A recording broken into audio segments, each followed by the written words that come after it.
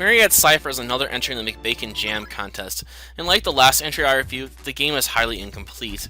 While the game actually does have an ending and could be considered complete by some standards, the developers have been rather clear about further plans for this game down the road that include implementing a couple of additional systems such as combat and random missions. As such, it's difficult for me to really offer a definitive opinion on this project since there isn't enough finished for me to truly form a concrete opinion on its worth. You play as a man that is desperately seeking to get back to his family.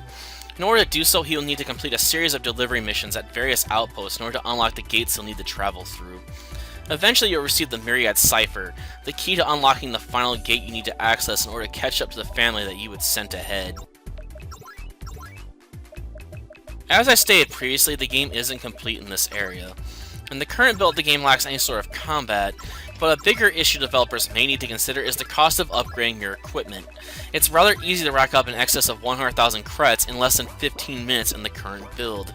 The idea of buying goods for less on one planet and then taking them to a planet that will pay more for them is a good idea, but without some sort of cargo limit, the game has no way of preventing a player from acquiring massive amounts of capital in an extremely short period of time. I do have to compliment the game on its controls though. While they do feel a bit simplistic and were obviously lifted from games like Asteroid, they are fun to play around with and allow for rather rapid turning. Though, I'm not sure the completed game will actually feature real-time dogfights in order to make use of this maneuverability.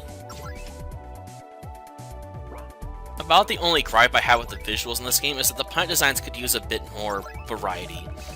As it stands, the current plant designs indicate what kind of goods any given plant specializes in, and thus what kind of goods are also in demand. But it doesn't feel all that realistic for every planet controlled by pirates or specializing in refined goods to have the same appearance. Outside of that, the game is alright in my opinion. Soundwise, the game utilizes music found in the RTP, which doesn't really fit in well with a science fiction game. Thankfully, the development team does have some other pieces in mind, and only felt that it was unfair to utilize music outside of the RTP for the contest build itself, since it wouldn't have been an original composition by the development team, and I can't appreciate that sense of fairness from people.